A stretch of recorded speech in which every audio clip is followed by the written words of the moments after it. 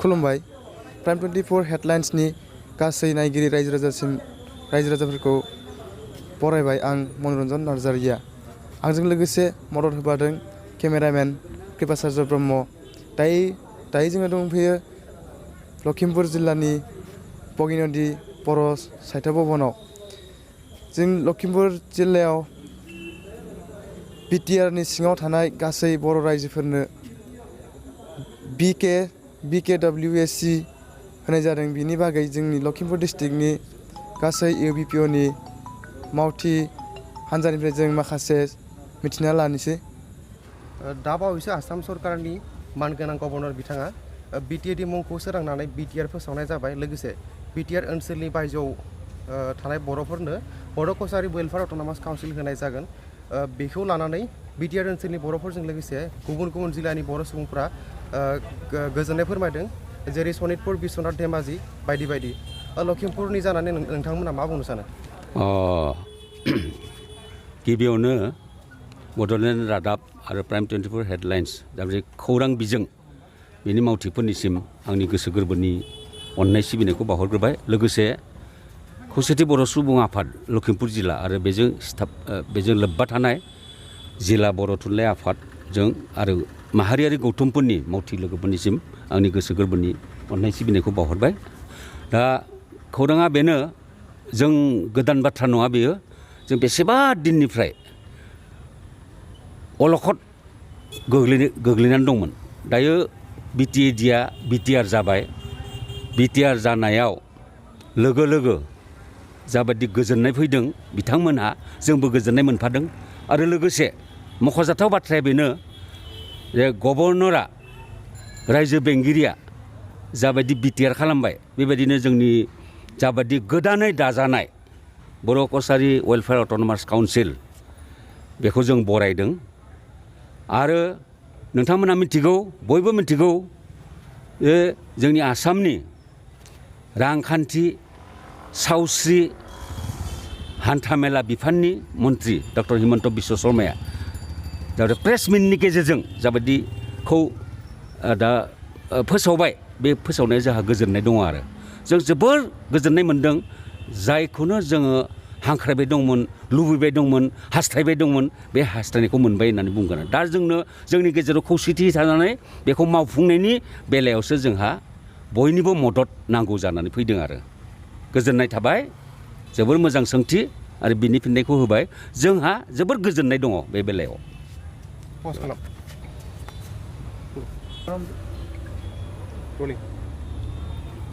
आसाम सरकारनि सावस्रि आरो हान्थामेला रांखान्थि बिफाननि मन्त्रि डक्टर हिमन्त बिश्व शर्माया प्रेस मिटनि गेजेरजों फोसावदों जे बिटिआर गोरोबथानि दफानि सायाव नोजोर होनानै बिटिआर ओनसोलनि बायजोआव थानाय बर'फोरनो बर' कसारि वेलफेयार अट'नमास काउन्सिल होनाय जाबाय। बिनि सोमोन्दै नोंथाङा मा बुंनो सानो? गिबियावनो आं बड'लेण्ड रादाब प्राइम निउस 24नि रिपर्टारफोरखौ बरायनाय थाबाय। लोगोसे जोंनि बे दिनै नुजाथिफैनाय गासैबो बिबाननि दैदेनगिरि बिथांमोनखौबो बरायबाय। जोंबो गोजोननाय मोनदों मैया बे रादाबखौ मोननानै। आसाम सरकारनि सावस्रि, राङारि आरो हान्थामेलानि बिफानाव थानाय डक्टर हिमन्त बिश्व शर्माया जि खोन्था फोसावदो, बेखौ जोंबो लखिमपुर जिल्लानि गासै सुबुङानो, गुबुन जिल्लानि सुबुंफ्रा जिबायसा गोजोननाय मोनदो, बिटिआरनि सुबुंफ्रा जोंबो गासै गोजोननाय मोनदो। दा बे गोजोननाय मोननानै जोंनि उननि हाबाफारिफोरखौ दावगाहोनानै लांनांगौ, खामानिफोरखौ खौसेथि मावलांनांगौ, बेखौ जों लखिमपुर जिल्ला बर' थुनलाइनि जाना आं गोजोननायखौ फोरमायनाय जाबाय। गोजोन्थों। बर' कसारि वेलफेयार अट'नमास काउन्सिलखौ गासै गंबेसे डिस्ट्रिक्ट लानानै दाफुंनाय जागोन? लोगोसे बर' कसारि वेलफेयार अट'नमास काउन्सिल एबा BKWSC नि सिङाव थानाय रायजो राजाफोरा गासै सुबिदाखौ माबोरै मोननो हागोन? बे समाव बड'लेण्ड रादाब आरो प्राइम 24 निउस जिथु पर्टेल निउस नोंथांमोननि गासै रादाब बुथुमगिरिफोरनिसिम आंनिफ्राय बे मोनाबिलिनि गाहाम हामलायनायखौ जासिग्रोनाय जाबाय।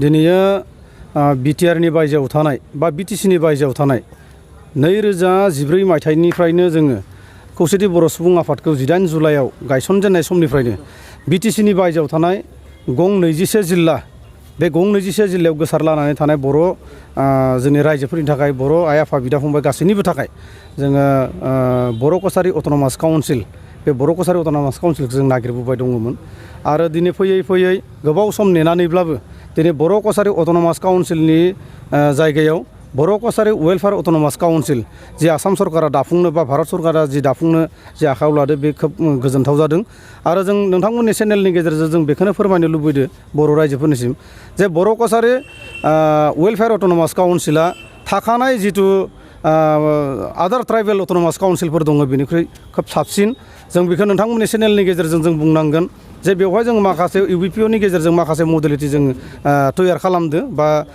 एरेन्जमेन्ट खालामदो जे बेनो जाबाय जों नोंथांमोना जों बयबो मिथिगौ जे बर' कसारि वेलफेयार अट'नमास काउन्सिला धुबुरीनिफ्राय सदियासिम जागोन आरो बे सदियानि बर' सुबुंफोरा बबेबा गुवाहाटियाव जुदि हेड अफिस होनाय जायोब्ला बा बबेबा मोनसे जायगायाव हेड अफिस होनाय जायोब्ला थांलाय फैलाय हान्था मेलाखौ उसुबिदा जागोन आरो जुदि बर' कसारि वेलफेयार अट'नमास काउन्सिलनि हेड अफिसखौ जों बबेबा मोनसे हमना ला धेमाजि बा बबेबा मोनसे जायगायाव होनाय जायोब्ला जे धुबुरीनि बर'फोरा फैनानै बेवहाय थांलाय फैलाय जि हान्था मेलानि जि उसुबिदा बेफोरखौ नायनानै जोङो मोनबा जनेल अफिस जोङो जोंनि जि मडेलिटियाव जों लिरनानै होनाय जादों लोगोसे जों बेखौबो लिरनानै होनाय जादों जे दा थाखानाय जिथु माने मोनद' अट'नमास काउन्सिल जि दङ बे अट'नमास काउन्सिलाव गावबा गावनि रावखौ लानानै बिथांमोनहा डिमान्ड होआखै खिन्थु जों बुंदो जे बर' कसारि वेलफेयार अट'नमास काउन्सिलाव गिबि रावा जागोन जोंना बर' राव बेनि उनाव इंराजि आसामिस आरो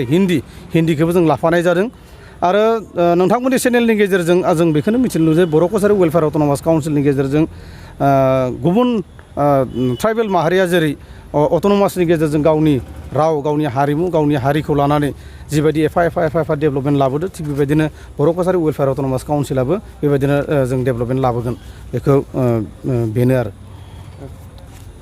दा बिटिआरनि बायजोआव थानाय बर'फोरनो बर' कसारि वेलफेयार अट'नमास काउन्सिल जि होनो नागिरदों बा होनाय जादों बेनि सोमोन्दै नोंथाङा मा बुंनो सानो लखिमपुर जिल्लानि जानानै गिबियावनो बड'लेण्ड रादाब लोगोसे प्राइम 24 हेडलाइन्स बे जा खौरां बिजोंनि बा इलेक्ट्रनिक्स मिडियानि जा मावथि नोंथांमोननिसिम गिबियावनो साबायखर बावनाय जाबाय आरो जा मोनसे सोंथि सोंनाय जादों अट'नमास काउन्सिलनि सायाव जोङो लखिमपुर जिल्ला खौसेथि बर' सुबुं आफाद हिसाबै लोगोसे गासै मिरु खौसेथि बर' सुबुं आफादजों जा सोमोन्दो लाखिनानै गोबाव सम जोंनि जा स्टेन्डिं डिमान्ड मोनसे दंमोन बे जाहैबाय creation of Bodo' Kachari autonomous council outside माने बिटिसि बिटिआर दायो जादों बिटिसिनि बायजोआव थानाय बर'फोरनि थाखाय जा मोनसे काउन्सिल अट'नमास काउन्सिल दानाय बा दानानै होनांगौ बे मोनसे दाबिया जोंना खौसेथि बर' सुबुं आफाद जोनोम जानायनिफ्रायनो बे मोनसे स्टेन्डिं डिमान्डखा आरो बे स्टेन्डिं डिमान्डखौ जोङो गोबाव सम आन्दलन खालामनानै बा होख्रावनो गोनां जादों दाबि खालामबाय थानो गोनां जादों सरकारजों रायलायबाय थानो गोनां जादों गोबाव सम रायलायनायनि उनाव खुद्रिनायनि उनाव होख्रिखावनायनि उनाव दिनै जों मोननायनि मोनसे लामायाव फैदों एबा मोनगोन बे मोनसे क्लियार जाबाय रोखा जाबाय बेयाव जोंहा गोबां गोजोननाय दं खारन जिहेतु जों बिबाय थादोंमोन जा बिदों जों बेखौनो मोननो थांगासिनो दं दा बेवहाय जोंहा गोजोननाय दङ खौसेथि बर' सुबुं आफाद हिसाबै जों लखिमपुर जिल्लानि खौसेथि बर' सुबुं आफाद हिसाबै जोंहा गोजोननाय दङ आरो बेवहाय गोजोननायाव जों मुंख'नो गोनां जोंहा दङ जायफोर बिथांमोना बर' कसारि अट'नमास काउन्सिल दानायाव बा बर' कसारि अट'नमास काउन्सिल दाबिनो थांनायाव मैखोम बिहोमा होदों बा बाहागो लादों बुंनांगोन जोङो जोंनि खौसेथि बर' सुबुं आफादनि मानगोनां आफादगिरि मिहिनेश्वर बसुमतारीजों लोगोसे जोंनि खौसेथि बर' सुबुं आफादनि जिमान दैदेनगिरिफोर दं लोगोसे रायजो राजाफोरनि जा मोनसे जोंनिसिम साबायखर होनाय जोंनि जा आन्दलन काउन्सिल बिनाय आन्दलन बेवहाय जा रायजोफोरनि जा मोनसे हेफाजाब होनाय बे हेफाजाबखौ जोङो दिनै नोंथांमोननि गेजेरजों साबायखर बावनो नागिरदों आरो गोजोननाया जोंना थाखाबाय आरो लोगोसे जोंनि खौसेथि बर' सुबुं आफादनि गोबां दैदेनगिरि बिथांमोना दिनैसिमहालागै खस्थ' खालामनानै बे बिलनि थाखाय बा बर' कसारि अट'नमास काउन्सिलखौ दाफुंनायनि थाखाय दिनैसिम खामानि मावगासिनो दं। बेनि थाखाय जों बिथांमोनखौ साबायखर बावदों आरो गोजोननाया जोंहा थाखाबाय। आरो लोगोसे जोंनि बर' माहारिनि गुबुन गुबुन आफादफोरा बे जोंनि काउन्सिल दाबिनायाव गोबां बिहोमा होदों। गिबियावनो बुंनांगोन जोङो जोंनि पेरेन्ट अर्गेनाइजेसन होननानै बुंनांगोन जोङो, जायखौ जोङो बर' साहित्य सभा बा बर' थुनलाइ आफाद होननानै बुङो। गोबां बिहोमा दं। लोगोसे जोंनि आइजो अनसाय आफादनिफ्राय हमनानै गुबुन गुबुन जोंनि बर'नि जा आफादफोर दं गासैबोनि जा मोनसे हेफाजाबाव जों दिनै बे काउन्सिलखौ मोननो थांगासिनो दं।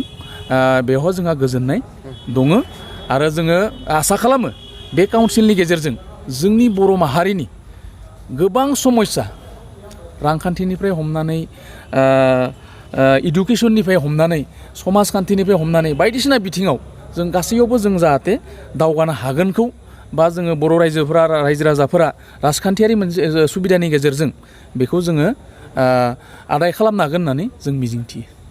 साबायखर बावबाय सार नोंथांसिम। बड'लेण्ड रादाब लोगोसे प्राइम 24 पर्टेल निउस बिनिसिम जोंनि लखिमपुर जिल्लानि बर' गासै माहारिनि जानानै नोंथांमोना जिहेथु जोंनाव बा जोंनि दिनै जि बाहेरनि बर'फोरनि जि जेंना जेंसि बेफोरखौ लानानै जि नोंथांमोना जोंजों मोगा मोगि जानो नागिरदों, नोंथांमोन रिपर्टार्सफोरखौ जोङो साबायखर जासिबाय। बे समाव लखिमपुरनि जानानै जोङो बर'नि UBPOनिफ्राय हमनानै बर' थुनलाइ आफादनिफ्राय हमनानै आइजो अनसाय आफादनिफ्राय हमनानै आरो बर' माहारिफोरनि जि गौथुमफोर, बे गौथुमफोरनि जानानै नैबे समाव मानगोनां सावस्रि आरो रांखान्थि मन्त्रि हेमन्त बिश्व शर्मा बिथांखौ जोङो रोजा रोजा साबायखर जासियो। आरो बे समाव जोङो खोब गोजोननाय मोनदों जे बिथांनि जि मावनाय BTR एबा BTCनि जि मोनसे दफाफोर आरो बेजों लोगोसे बाहेरायाव थानाय बर'फोरनि स्पेसियेलि बर' कसारि वेलफेयार अट'नमास काउन्सिल जायखौ जोङो बिबोबाय थादों, बे बिनायनि जि सिमां, बे सिमांखौ मोगथां खालामनायनि जि बाथ्राखौ बिथाङा फोरमायबाय।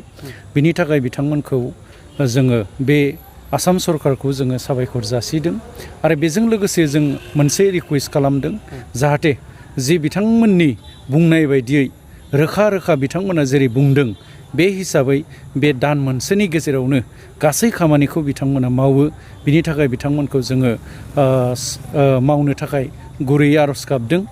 आरो बे समावनो जोङो मोनसे गोजोननाय बाथ्राया बेनो जे बाहेरायाव थानाय बर'फोरनि जि रांखान्थि, राजखान्थि, समाजखान्थि, सोलोंथाइ बायदिसिना बिथिङाव जोङो नैबे समाव जोङो एसे उन जानानै दं। बेनिखायनो जोंनि राजखान्थि मोन्थायखौ लानानै बा जोङो बर' हिसाबै बाहेरायाव थानाय बर'फ्राबो बर' हिसाबै थांना थानो लुबैनायनि जि सानस्रि, जि सान्थौ, बेखौ लानानै UBPOआ जेरै संग्राम खालामबोदों, बे संग्रामा जुदि मोगथां महर मोनोब्ला थारैनो जोंनि बुहुमनि बर'फोर जि मास्टारेस बा बर'फ्रा मोनसे माहारियारि सांग्रांथि जि बर'फोर बयनिख्रुइ देरसिन मोनसे हारि हिसाबै थांना थानो हागोन होननानै जों फोथायो। गोजोन्थों।